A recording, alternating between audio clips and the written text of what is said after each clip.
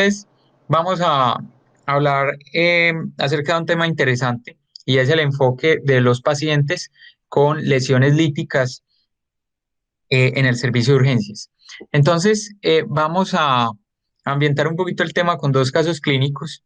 Entonces, el primero es un paciente de 50 años de edad, masculino, residente en Medellín.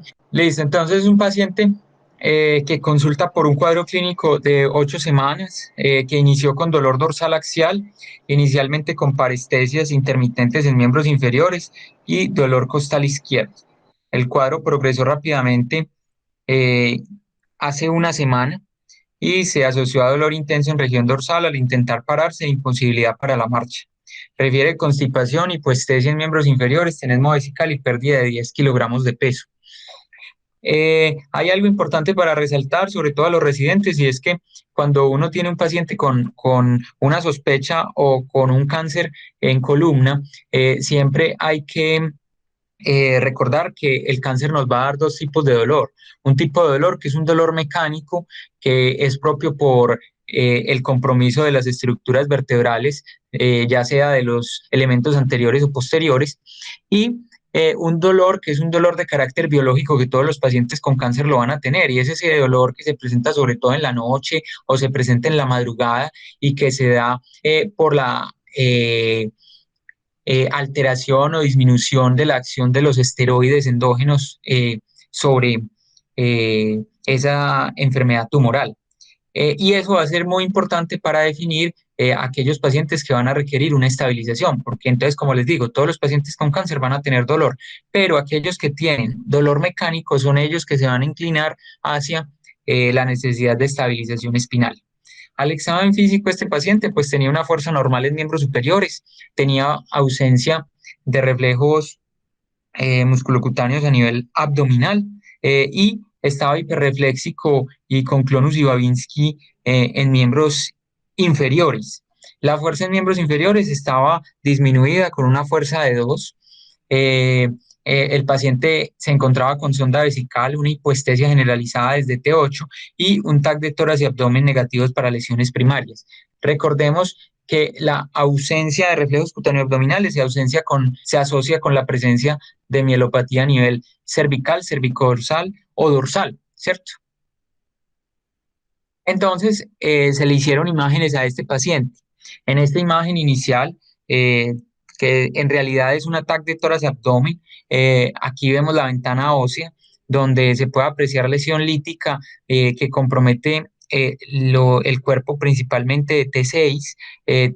También tiene compromiso de los elementos posteriores de T5 hasta T7 y vemos que por los cambios de densidad se aprecia una masa que hay en el canal, ¿cierto? Eh, a nivel coronal, la imagen coronal y sagital, además de mostrarnos la lesión específica en esa área, nos va a mostrar que ese paciente tenía lesiones múltiples, ¿cierto? Líticas en otras vértebras. Y también lo que podemos ver es si hay alguna alteración cifótica o si hay alguna alteración a nivel de balance coronal que nos haga sospechar una inestabilidad importante asociada. En la imagen axial, como podemos ver, es una lesión listo, ahí, Sí, ahí la muy están bien. viendo. Se ve. Sí, señor. Listo, perfecto. Bueno, entonces podemos observar la imagen ahí lítica que compromete principalmente el cuerpo eh, T6, pero también hay compromiso de elementos posteriores desde T5 hasta T7 y una imagen de tejido blando que compromete el canal.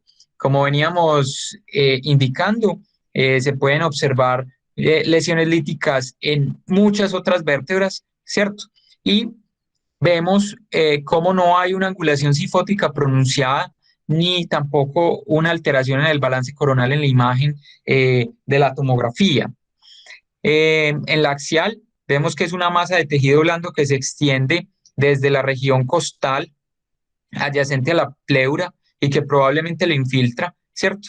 Se extiende hacia el canal espinal, genera compresión pues de los elementos espinales y un gran compromiso óseo. Entonces, podemos ver en la resonancia magnética la magnitud de la lesión y del compromiso sobre la médula espinal, donde hay claros signos de mielopatía. Podemos ver en las diferentes secuencias, ¿cierto? El compromiso eh, vertebral múltiple que se observa eh, en toda la columna del paciente, y sobresale obviamente la masa, generando una compresión espinal importante. Recordemos entonces que cuando hay una resonancia y sospechamos la presencia de una enfermedad metastásica, es importante recordar que las lesiones blásticas van a ser hipointensas en el T1, mientras que en el T2 van a ser hipointensas, mientras que las lesiones líticas van a ser hipointensas en el T1, pero tienden a ser iso a hiperintensas en el T2. Listo, y este es el caso específico de este paciente, donde podemos ver que en el T2, donde observábamos una lisis en la tomografía, pues hay una imagen que tiende a ser desde iso a hiperintensa. Recordemos que la densidad se compara es con respecto a la musculatura y a la densidad del disco intervertebral. En la imagen axial vamos a ver algo importante, y es el grado de compresión sobre las estructuras neurológicas, principalmente en un T2, y como podemos observar, no hay líquido cefalorraquídeo, ¿sí? El líquido cefalorraquídeo está completamente ausente de la imagen, lo cual va a ser un indicativo importante, y lo que parece ser la médula espinal está completamente desplazada, deformada y comprimida contra el cuerpo vertebral, y probablemente masa de tejido blando asociada. Esta imagen en T2 va a ser muy importante y nos va a dar la clasificación de Bilski, en la cual vamos a tener el tipo 0, que es una lesión que va a ser confinada al cuerpo vertebral sin ningún compromiso a nivel epidural; el tipo 1A, en el cual va a haber cierto compromiso epidural pequeño con un compromiso del ligamento longitudinal posterior, pero no hay ninguna deformación del sacotecal. En el tipo 1B vamos a ver una enfermedad epidural que avanza un poco más, y ya hay una deformidad importante a nivel del sacotecal. En el tipo 1C hay una deformidad mayor en el sacotecal, y la lesión logra contactar parcialmente la médula espinal. En el tipo 2 logra contactar y desplazar la médula espinal, pero todavía hay presencia de líquido cefalorraquídeo, y en el tipo 3 ya hay ausencia de líquido cefalorraquídeo.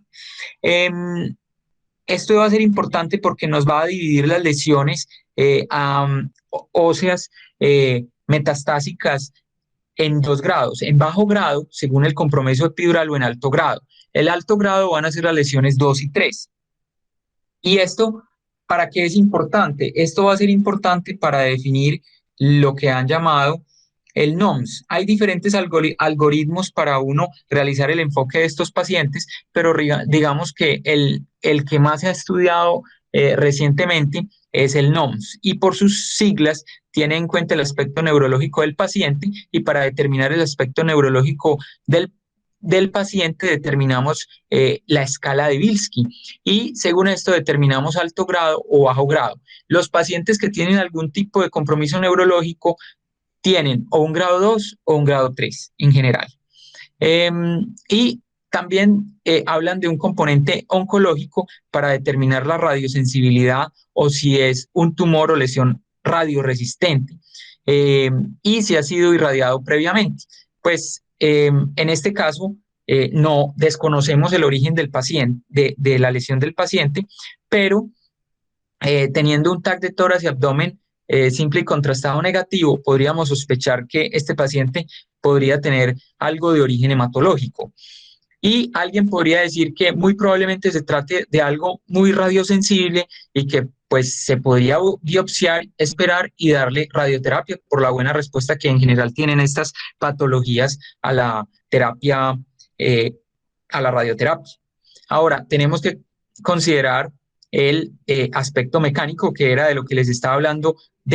Una de las cosas que nos va a ayudar es definir el dolor, que en estos pacientes Pues los pacientes con cáncer siempre van a tener dolor, pero hay que definir si el dolor es mecánico o es un dolor de carácter biológico. El dolor mecánico, recordemos, es aquel que se presenta con los movimientos o con la carga axial. Y la condición sistémica del paciente, que en general se considera un paciente que se beneficia de cirugía, un paciente con un Karnofsky mayor o igual al 70%. Muy bien. Aunque esto hay que tenerlo muy en cuenta porque pues algunos pacientes que tienen un compromiso neurológico rápido y progresivo y súbito que los lleva a una paraplegia funcional, pues pueden tener un Karnofsky alterado, ¿cierto? Porque van a depender de otra persona para sus actividades básicas. Entonces esto hay que tenerlo y cogerlo con mucho cuidado. Otra cosa que nos va a ayudar a determinar el aspecto mecánico va a ser el SINS, ¿sí? Y esta es una escala que nos va a definir según la localización, que en nuestro caso es semirrígida, va a tener un punto. La presencia de dolor, si es un dolor que se aumenta con la carga axial y con los movimientos de flexión-extensión. Es una lesión lítica. Eh, como pudimos ver en las imágenes sagital y coronal, no tiene una alteración importante en la alineación de la columna, no hay cifosis o escoliosis de novo, no hay un colapso importante en la tomografía y los elementos posteriores están comprometidos de forma bilateral. Por lo tanto, en este caso, tenemos un SINS de 9, que según lo que han descrito algunos autores en la literatura sería indeterminado. Para otras personas, un SINS de 7 a 12 es un paciente con riesgo inminente de falla y por lo tanto, en general, hay quienes dicen que los pacientes con un SINS indeterminado requieren estabilización. Se han tratado de hacer estudios para definir en qué rango esos pacientes entre 7 y 12 se llevan a cirugía y han concluido que aquellos pacientes que tengan factores de riesgo como ser llevados a radioterapia o radiocirugía o tengan un SINS mayores o igual a 10 deben considerarse de forma importante y fuerte una artrodesis para estabilizar ese paciente antes de. Muy bien, y vamos a analizar este segundo caso. Es un paciente de 61 años de edad, masculino, residente en Medellín, sin antecedentes patológicos y inició hace 2 meses con dolor cervical axial intenso. Se aumenta con la flexión y extensión cervical desde hace una semana asociado a parestesia en miembros superiores de predominio en dermatoma C5. Como vemos, el paciente lo que tenía básicamente el examen físico era una paresia leve de C5. En general, su examen neurológico no mostraba ningún hallazgo significativo adicional, un TAC de tórax y abdomen negativo para lesiones primarias, pero debido a ese dolor tan intenso de esa paresia se inició con exámenes diagnósticos y se encontró esta lesión lítica en la columna cervical a nivel subaxial con compromiso importante del cuerpo de S5 que explicaba los síntomas y los hallazgos neurológicos del paciente. Como podemos ver acá en las imágenes sagitales de resonancia magnética, se cumple la presencia de una lesión hipointensa en T1, isodensa en T2, con tendencia a ser hiper, y en el estiro obviamente el hallazgo importante, pues. En las imágenes axiales podemos ver que es un Bilski 2 o incluso 3, pues no hay clara presencia de líquido cefalorraquídeo, lo cual corresponde con lo que habíamos hablado previamente, que los pacientes que van a tener algún compromiso neurológico en general tienen un Bilski 2 o 3. Y en este caso teníamos un SINS de 10, ¿sí? Y lo mismo, se debe hacer el mismo planteamiento o manejo con el NOMS.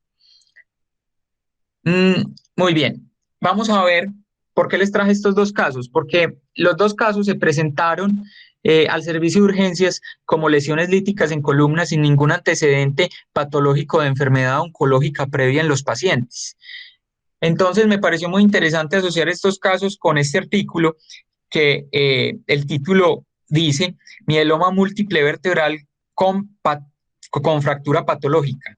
La presentación etiológica más común de cirugía emergente en pacientes sin diagnóstico previo de cáncer al momento de ser admitidos en el servicio de urgencia. Fue publicado en el Departamento de Neurocirugía de la Universidad de Miami, salió en la edición de mayo de Neurosurgical Focus del 2021 y como autor principal está el doctor Alan Levy, neurocirujano de columna de la Universidad de Miami. Entonces, en la introducción, ellos hablan de que el mieloma múltiple es una enfermedad causada por la proliferación difusa y no controlada de células plasmáticas. Hay 140.000 nuevos casos anualmente en el mundo cada año. La enfermedad ósea ocurre en el 80% de los pacientes. Aquí hay algo para resaltar y es que hay que recordar que el mieloma múltiple o el plasmocitoma, sobre todo pues el plasmocitoma, se puede presentar de forma extraósea en localizaciones tales como el pulmón, los ganglios linfáticos, la región de los senos paranasales y de la orofaringe. En general, el dolor óseo es el primer síntoma en el 70% de los pacientes y las fracturas compresivas ocurren en el 55 al 70% de los casos. El plasmocitoma solitario es un precursor del mieloma múltiple y se caracteriza por una masa tumoral por proliferación local de células plasmáticas sin compromiso sistémico de la médula ósea. Y las guías actuales recomiendan tratamiento con radioterapia, excepto en casos de inestabilidad franca o rápido deterioro neurológico. Cuando nosotros miramos el NOMS y nos dicen que un paciente así tenga un Bilski elevado, sea llevado a radioterapia, pues eso también hay que cogerlo con mucho cuidado y con pinzas, porque es que si usted tiene un paciente que tiene un compromiso neurológico y se está deteriorando o tiene un riesgo inminente de un deterioro neurológico, pues habría que definir un procedimiento quirúrgico. ¿Para qué? Para evitar un deterioro neurológico o un daño irreversible en ese paciente. En nuestro medio, pues una biopsia se puede demorar entre 15 a 20 días para obtener un resultado y que le terminen dando radioterapia a ese paciente puede demorarse entre 20 días y un mes. Y 20 días o un mes de déficit neurológico puede llevar al paciente a una paraplegia irreversible. O en el segundo caso, con ese grado de inestabilidad tan grave que tiene ese paciente, pues llevaría posiblemente a una lesión neurológica catastrófica. En residencia en general se enseña que el mieloma múltiple es una patología tratada con radioterapia y que no es una enfermedad de manejo quirúrgico. Pero entonces en este estudio quisieron como objetivo principal cuantificar la incidencia de mieloma múltiple en pacientes sin diagnóstico previo de malignidad que requieren de cirugía urgente debido a fractura vertebral patológica o compresión medular. Entonces ellos revisaron una base de datos obtenida de forma prospectiva de todos los pacientes que fueron llevados a cirugía por un único cirujano en una única institución entre 1998 y 2020 en Miami. Las indicaciones quirúrgicas fueron déficit neurológico, inestabilidad espinal, dolor refractario con inminencia de lesión espinal y se incluyeron pacientes sin diagnóstico previo de enfermedad oncológica o con antecedente de cáncer tratado hace más de 10 años sin otra evidencia de recurrencia. Fractura patológica se definió como una fractura que ocurre de forma espontánea o luego de trauma menor, secundaria a malignidad y que se origina del cuerpo vertebral, resultando en deformidad ósea. Todos los casos tenían TAC y resonancia magnética contrastada. Todas las fracturas tratadas tenían un Bilski 2 o 3. Los pacientes con enfermedad intradural extensa, infiltración paraespinal consistente con malignidad del tejido conectivo y con características sugestivas de tumor óseo primario fueron excluidas. Es decir, pacientes que aparentemente tenían pacientes que tenían cordomas o pacientes que tenían sarcomas fueron excluidos de este grupo de pacientes. Se realizó un análisis estadístico y las variables continuas fueron reportadas como promedios con una desviación estándar para datos de distribución normal y reportadas como medianas con rango intercuartil para datos de distribución no normal. Las variables categóricas se reportaron por frecuencia y las comparaciones se realizaron con Pearson chi cuadrado y con el test de ANOVA. Entonces, en total, se encontraron 43 pacientes, de los cuales habían mieloma múltiple en 22 pacientes, es decir, el 51%. Metástasis de pulmón, 5 pacientes y metástasis de CA de mama, 4 pacientes. Entonces, como podemos ver, en el grupo de pacientes con mieloma múltiple, que en total fueron 22 pacientes, del 51%, la mayoría eran hombres. Como podemos ver, 17 de esos 23 pacientes, es decir, más de un 70% se presentó con un déficit neurológico importante y una inestabilidad espinal dada por el SINS con un riesgo inminente de lesión neurológica de 5 pacientes. La región más afectada fue la región torácica con 11 pacientes y le seguía la región cervical y posteriormente la región lumbar. La edad promedio de los pacientes era 58 años, más o menos 12.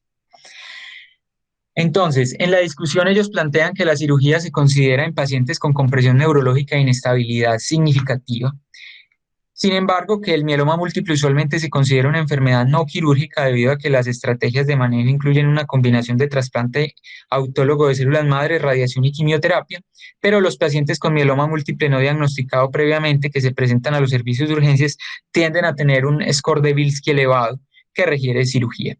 La mayoría de pacientes sin historia de malignidad que requiere de cirugía urgente debido a compresión espinal por fractura patológica tiene mieloma múltiple o tiene plasmocitoma.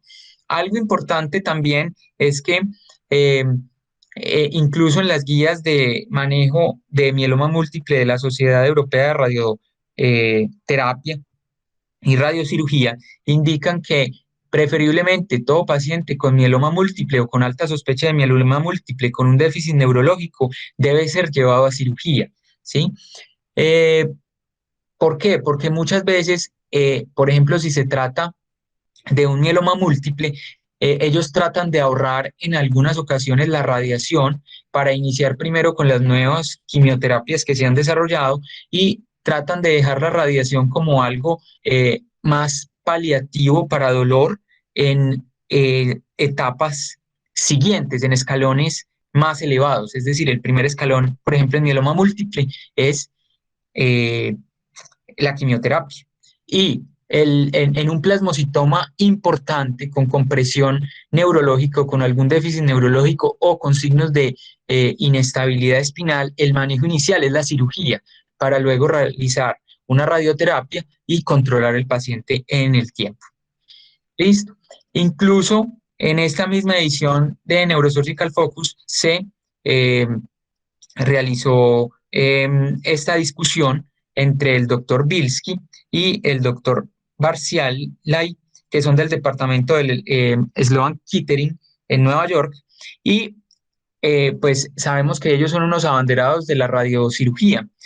Y miren cómo titulan este artículo: operar o no operar en el paciente que se presenta con mieloma múltiple o que tiene alto riesgo de tener mieloma múltiple, como ya lo vimos, un paciente que se presenta al servicio de urgencias con una lesión lítica, sin ningún otro hallazgo en la TAC de tórax y abdomen, en que hay que pensar en un plasmocitoma o en un mieloma múltiple. Entonces ellos en este editorial indican que la cirugía urgente o emergente en la ausencia de un diagnóstico previene de descompensación neurológica catastrófica o de inestabilidad progresiva. En los pacientes con un tumor de origen desconocido, déficit neurológico o un Bilski elevado, esta estrategia de manejo quirúrgico urgente es crítica y se debe adoptar de forma universal. La estabilización vía tornillos fenestrados y percutáneos es una excelente opción en donde se pueda realizar en columna torácica o lumbar. Esperar el resultado de una biopsia percutánea durante 15 a 20 días puede llevar a desenlaces catastróficos y creo que eso lo hemos visto en nuestro medio.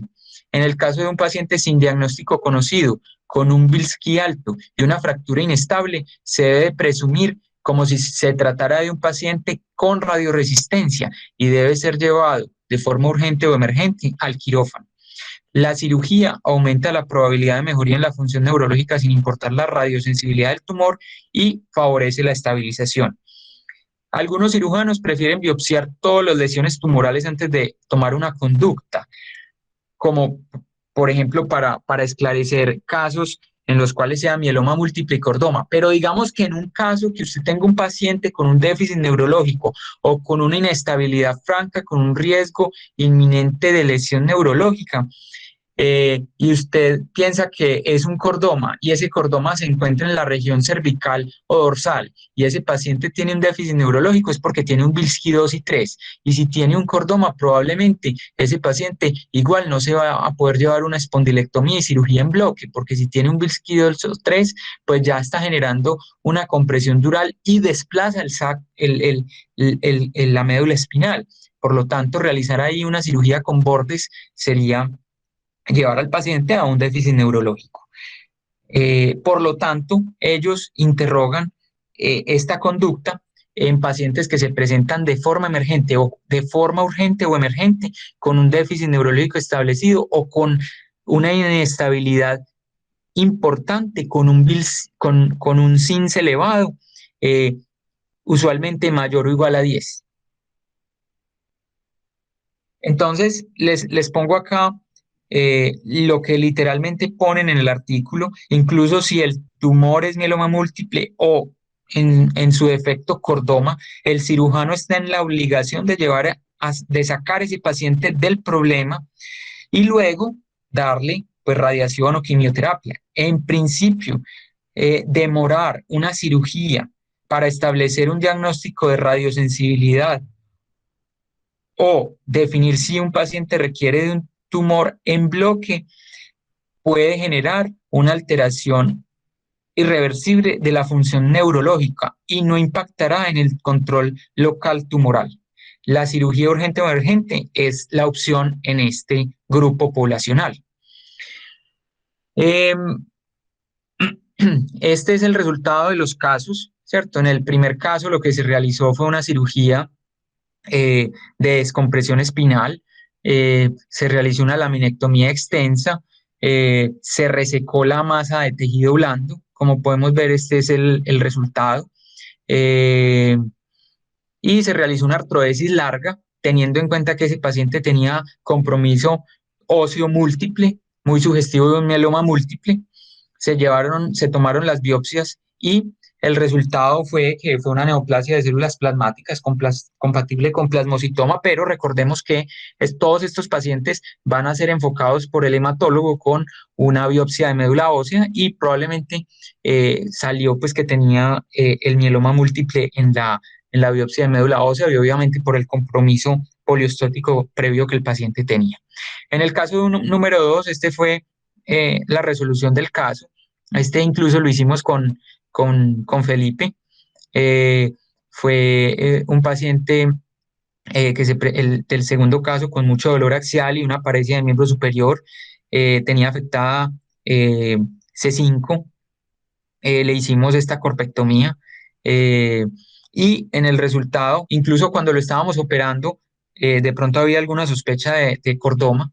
Bueno, el resultado fue neoplasia de células plasmáticas tipo mieloma múltiple y esta es la radiografía de control a los 3, casi 4 meses de seguimiento. El paciente ya recibió radioterapia y ha tenido una muy buena evolución clínica. Entonces, digamos que la conclusión principal y para llevar a casa de esta charla es que los pacientes que se presentan al servicio de urgencias con una lesión lítica, que tienen un Bilski elevado, compromiso neurológico o riesgo inminente de lesión neurológica por inestabilidad, deben ser llevados de forma urgente a cirugía.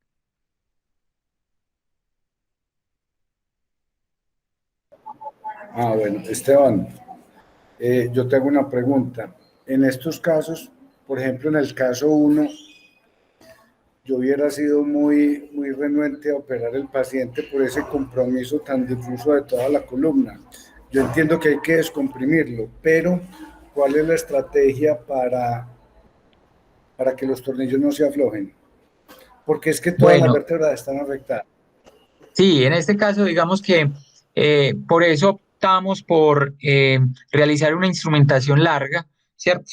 En algunos casos recomiendan utilizar tornillos fenestrados para cementar, a pesar de que muchas de las vértebras estaban comprometidas, realmente en cirugía encontramos que la calidad ósea no era tan mala y digamos que el área de compromiso dentro del cuerpo vertebral eran áreas puntuales, pero no era algo con una destrucción ósea masiva. en las vértebras que instrumentamos adicionalmente. Sí hemos tenido casos de mieloma múltiple en los que hemos realizado instrumentaciones con tornillos fenestrados y han fallado y ha tocado reintervenir el paciente, pero pues digamos que esos son los riesgos y complicaciones, pero es la única posibilidad que el paciente tiene de poderse volver a parar.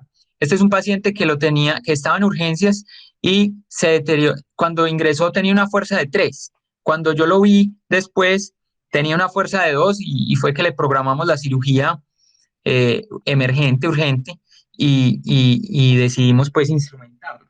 El paciente en el seguimiento afortunadamente ha tenido una muy buena evolución eh, y llegó a consulta la última vez con caminador, ¿cierto? ¿Por qué? Porque digamos que el déficit de 3 a 2 pasó rápidamente, fue menos de 24 horas y se llevó rápidamente a cirugía. Yo creo que estos pacientes hay que correrles y uno de los riesgos es que falle el instrumental, sí, pero, pero es lo que hay que correr para tratar de darle calidad de vida al paciente. El paciente va a preferir eh, muchas veces intentar que el paciente se pueda parar y vivir lo que quede, ya sea un cáncer de pulmón o un cáncer de lo que sea, eh, tratar de vivir lo que le quede parado, que no, pues con la imposibilidad obviamente de los movimientos o vivir acostado por el dolor. Bueno, y tengo una pregunta adicional, dos preguntas adicionales. La primera pregunta es, explícanos por favor, Esteban, desde el punto de vista quirúrgico, Dime. ¿cuál es la importancia de saber si una lesión es blástica o si es una lesión lítica? ¿Cómo, O cómo, si cómo? eso no tiene importancia.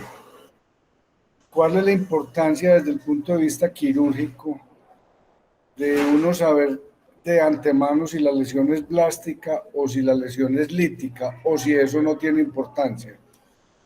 Listo. Bueno, eso es un punto importante. Las lesiones líticas tienden a ser lesiones por definición inestables, ¿cierto? Entonces, eso es supremamente importante. Ahora, las lesiones blásticas puras, digamos que es raro que exista una lesión blástica pura, puede presentarse. En general, esas lesiones blásticas puras, si les ha tocado en cirugía, son lesiones pétreas, ¿sí? Y pues digamos que el riesgo de inestabilidad que puede generar este tipo de lesiones es menor. Eh, entonces, esto va a ser muy importante para definir un planeamiento quirúrgico. Hay algunos autores que incluso recomiendan que en próstata, yo creo que eso es controvertido, pero algunos autores recomiendan que en próstata, cuando usted tiene un predominio de lesión blástica, usted podría simplemente descomprimir y esperar a ver qué pasa. Lo que pasa es que de pronto eso es un enfoque eh, un poco difícil como de realizar, diría yo, en la práctica diaria, porque muchos de esos pacientes, primero, en nuestro medio no hay un adecuado seguimiento y segundo, esos pacientes van a terminar en radioterapia. Entonces, la radioterapia se ha visto que en sí tiende a generar inestabilidad, ¿sí? Entonces, por eso hay que analizar muchos factores del paciente, pero obviamente digamos que la respuesta a tu pregunta es que una lesión lítica genera inestabilidad, en general hay que atravesarla. Una lesión blástica, pues hay que analizarla y podría no necesitar ni indicar una inestabilidad franca.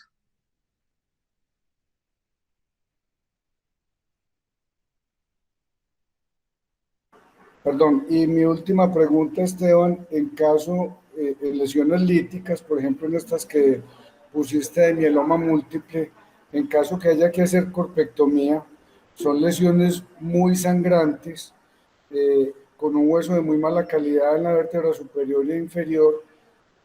¿Vos preferís colocar un cilindro o metilmetacrilato? ¿Un cilindro? O metilmetacrilato, cemento óseo. Listo. Bueno, pues eso va a depender de dónde nos encontremos, ¿cierto? Pues, profe, en la columna cervical yo preferiría, obviamente, el cilindro. Ahora, en la columna dorsal podemos utilizar el cilindro o podemos utilizar el cemento. Por ejemplo, en el primer caso, no utilizamos ningún reemplazo corporal porque no había una deformidad cifótica, no había escoliosis, no había no había un compromiso de más del 50% del cuerpo vertebral, no había una alteración como tal de la altura del cuerpo vertebral, no era necesario un reemplazo corporal. Si en ese caso hubiésemos tenido un mayor compromiso, yo diría que el cemento en ese caso, en la columna torácica, hubiese sido una excelente opción. Eh, Ahora, el cemento en este caso también va a depender de qué tan comprometida están los bordes vertebrales y el riesgo que tengas de la fuga, ¿cierto? Del cemento o de no ser capaz de controlar la ubicación del cemento, ¿sí? Entonces, todo eso son cosas que hay que tener en cuenta. En el primer caso, sangró bastante, como vos decís, ese paciente sangró aproximadamente 3.500. eh, el paciente salió intubado, lo reanimaron durante 2 días en la unidad de cuidado intensivo y luego pues se pudo extubar y no hubo ningún inconveniente, no hubo ninguna complicación asociada afortunadamente. Pero sí, son lesiones que sangran bastante y hay que ir preparado para eso. Ojalá en ese tipo de lesiones 2 cirujanos y ojalá en casos de que haya un compromiso del cuerpo vertebral importante, tener todo a disposición, es decir, el cilindro, el cemento, y según los hallazgos intraoperatorios también se define qué se va a hacer.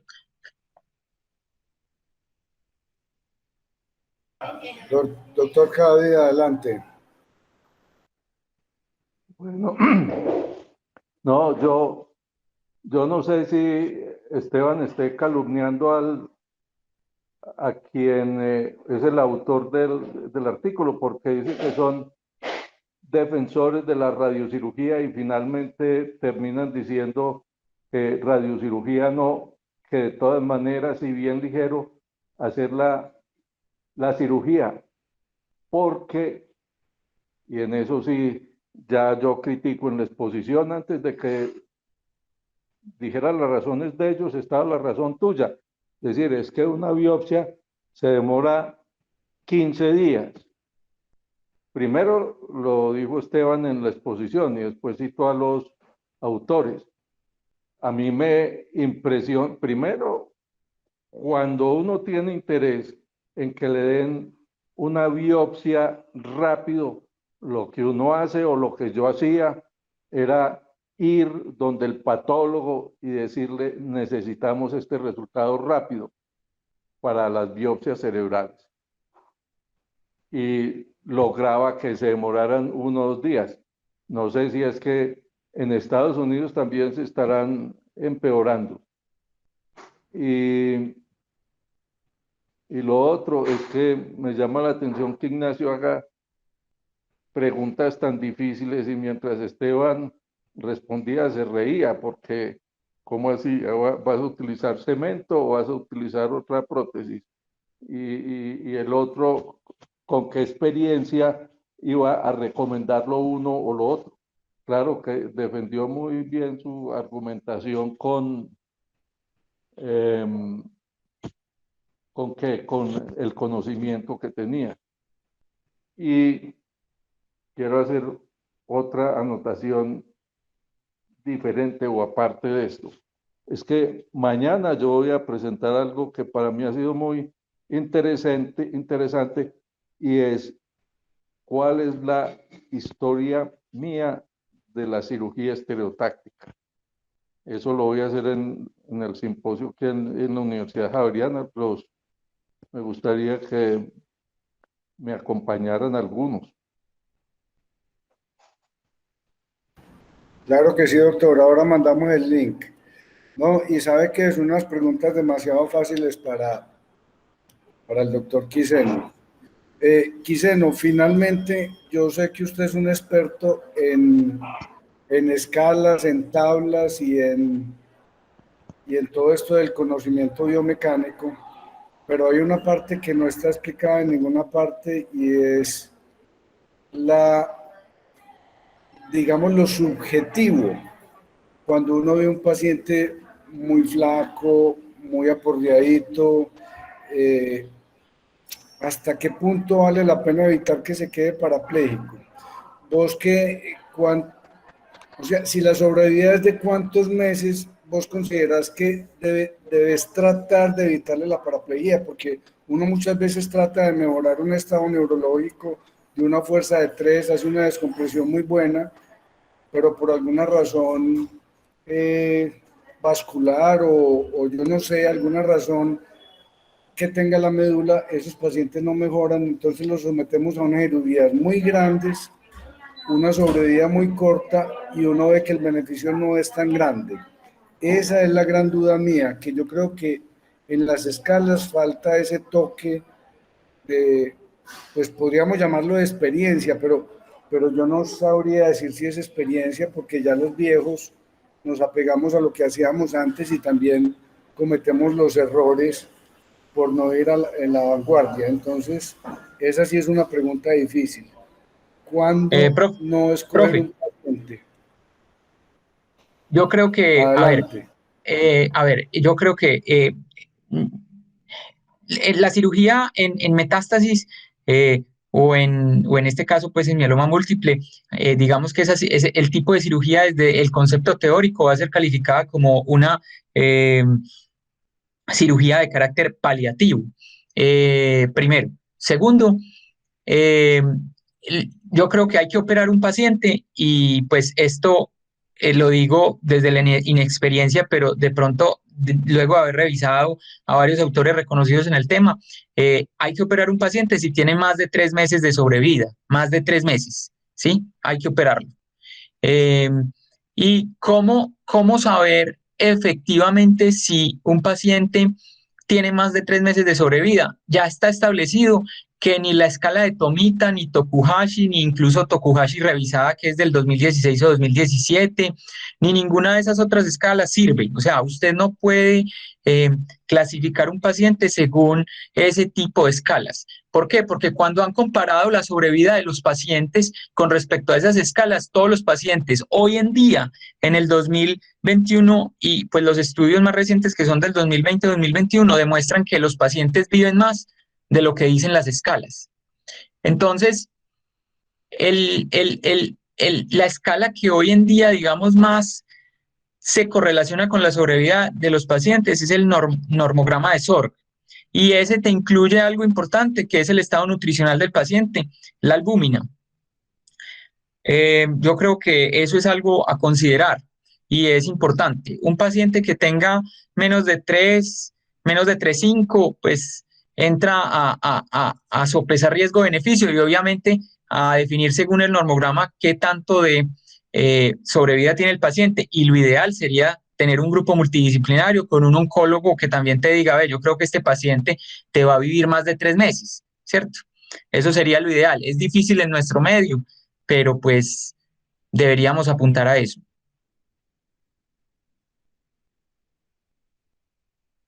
Ok, No, pero adelante Ignacio, Luis. Ah, no, sí, Luis, ¿qué?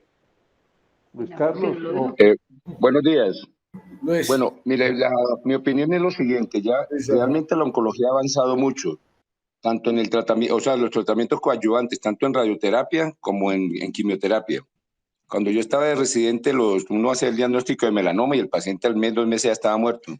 Actualmente un melanoma no es mortal, tiene un manejo quimioterápico y el paciente sale adelante con muy buena calidad de vida.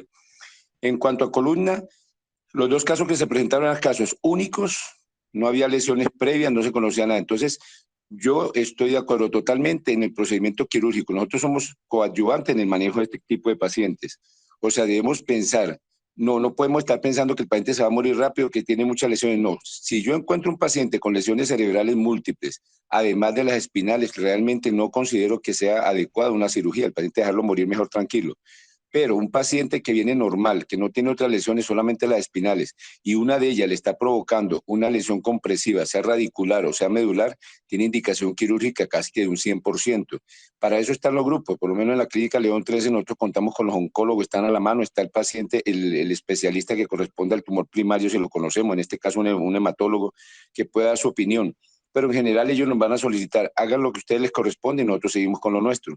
Entonces, esas escalas de SINS, de clasificación de la metástasis como tal, sí, las aplicamos cuando estamos pensando en cirugía realmente. O sea, ¿vamos a operar o no vamos a operar? ¿La lesión es estable o no es estable?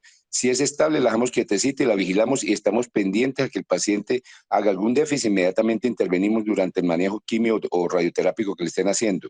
Si de entrada el paciente no tiene un tratamiento y un riesgo como estos dos casos que eran inminente de paraplegia, para mí la conducta ideal es descomprimir de manera rápida para salvar el movimiento de las extremidades, y no es lo mismo la calidad de vida de un paciente parapléjico, cuadripléjico, que un paciente con su movilidad, con control de esfínteres, que puede hacerse una quimio y una radioterapia.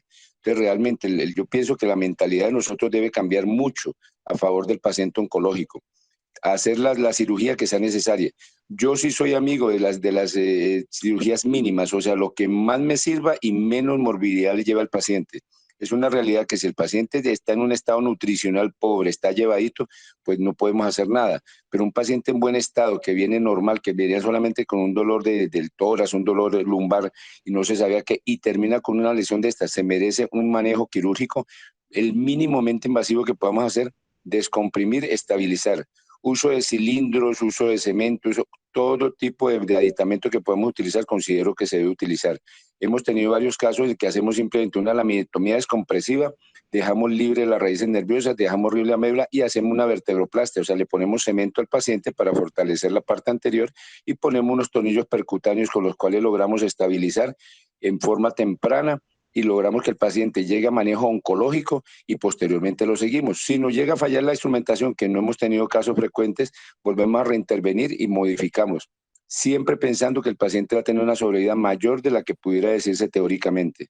Entonces, conclusión, pienso que debemos cambiar la mentalidad y pensar que todo paciente se merece un manejo descompresivo para manejo de dolor, para manejo de daño neurológico, y darle la oportunidad de que ya oncología se encargue de la sobrevida del paciente con el manejo concomitante.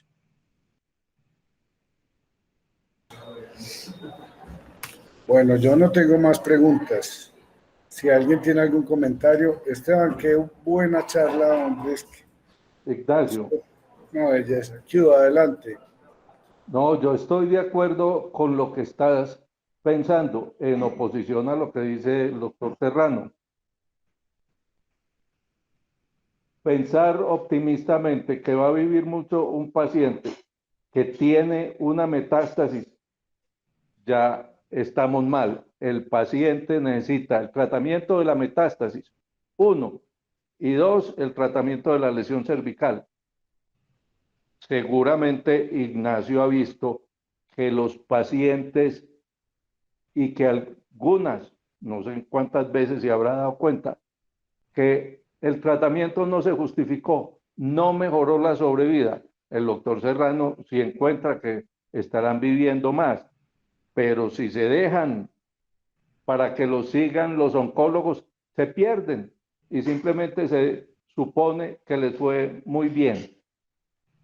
¿Cuándo operar o no operar? Aquí tenemos que pensar es con las estadísticas nuestras y no con las suposiciones de otros.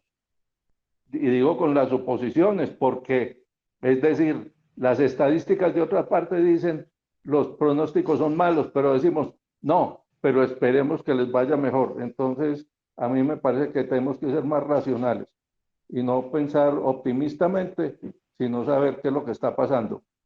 Y en la vida uno se va dando cuenta qué es lo que pasa, como ayer dijo el doctor Ignacio.